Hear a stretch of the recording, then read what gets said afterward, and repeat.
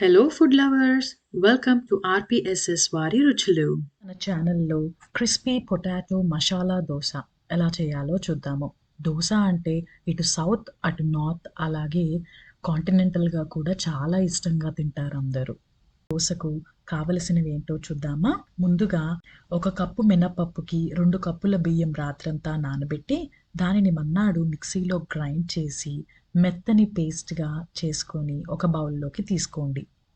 ఈ రుబ్బుని over night అంతా కూడా పులిసేలాగా చూద్దాము. ఇప్పుడు మనం ఒక మిక్సీ జార్లోకి ఒక 10 ఎండుమిర్చి, 4 వెల్లుల్లిపాయలు, హాఫ్ టేబుల్ స్పూన్ ధనియాలు, హాఫ్ టేబుల్ స్పూన్ జీలకర్ర, ఉప్పు రుచికి సరిపడా వేసుకొని మెత్తని పేస్ట్గా గ్రైండ్ చేసుకుంటే చాలు. మన రెడ్ చట్నీ రెడీ అయిపోయింది. చూసారా, ఇలాంటి కన్సిస్టెన్సీలోకి రావాలి. మరీ పల్చగా కూడా ఉండకూడదు. ఇప్పుడు పొటాటో కర్రీ కోసం మనం ఒక 3 టేబుల్ స్పూన్స్ ఆయిల్ తీసుకొని అందులో ఆవాలు, జీలకర్ర, శనగపప్పు, మినప్పప్పు వేసుకొని ఫ్రై చేసుకోండి. అందులోనే ముందుగా కట్ చేసి పెట్టుకున్న పచ్చిమిరపకాయలు అలాగే ఎండుమిరపకాయలు, ఉల్లిపాయలని కూడా చిన్న చిన్న ముక్కలుగా కోసుకొని లైట్ బ్రౌన్ కలర్ వచ్చినంత వరకు లో ఫ్లేమ్లో ఫ్రై చేసుకుందాము.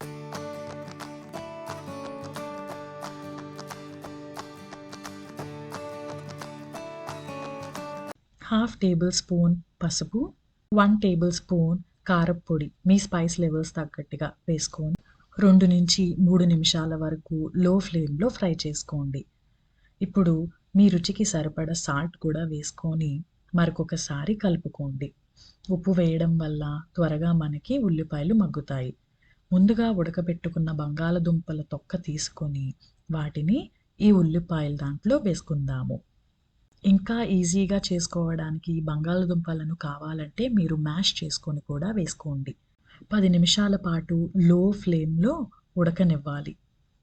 చూసారా ఎంత సాఫ్ట్గా దగ్గరగా అయిందో కూర. ఈ టైంలో మనం ముందుగా కట్ చేసి పెట్టుకున్న కొత్తిమీరను వేసుకొని కూర అంతటికి కలిసేలాగా కలుపుకొని పక్కకి తీసి పెట్టుకుందాము.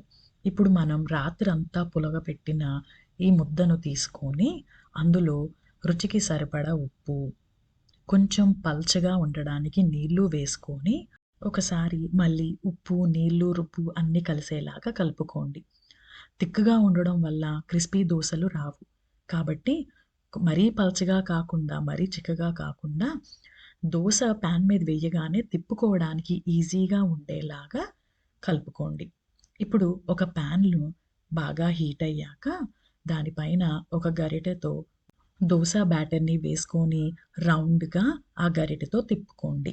కొంచెం లైట్ బ్రౌన్ కలర్లోకి వచ్చాక పైన కొంచెం గీ కానీ ఆయిల్ కానీ వేసుకోండి. ఎడ్జెస్లో కూడా వేస్తే క్రిస్పీగా వస్తుంది. ఇలా బ్రౌన్ కలర్లోకి వచ్చాక మనం ముందుగా చేసి పెట్టుకున్న రెడ్ చట్నీని వేసుకొని దోశ అంతటినీ స్ప్రెడ్ అయ్యేలాగా రాసుకోవాలి. అలాగే ముందుగా రెడీ చేసి పెట్టుకున్న బంగాళదుంప మసాలా కర్రీ ఉంది కదా, దాన్ని కూడా ఈ గీ మసాలా వేసుకున్న ఈ దోశ పైన ఒక పల్చటి లేయర్ లాగా వేసుకొని దోశను మీకు నచ్చిన షేప్లో ఫోల్డ్ చేసుకోండి. ఇంతే, సింపుల్ అండ్ ఈజీగా రెస్టారెంట్ స్టైల్లో మనకి క్రిస్పీ దోశ రెడీ అయిపోయింది. దీన్ని నేను sambar, coconut chutney and also green చట్నీతో పేరప్ చేశాను. మీరు కూడా ట్రై చేసి ఫ్యామిలీ మెంబర్స్తో ఎంజాయ్ చేయండి. ఈ వీడియో మీకు నచ్చినట్టయితే please subscribe to my channel.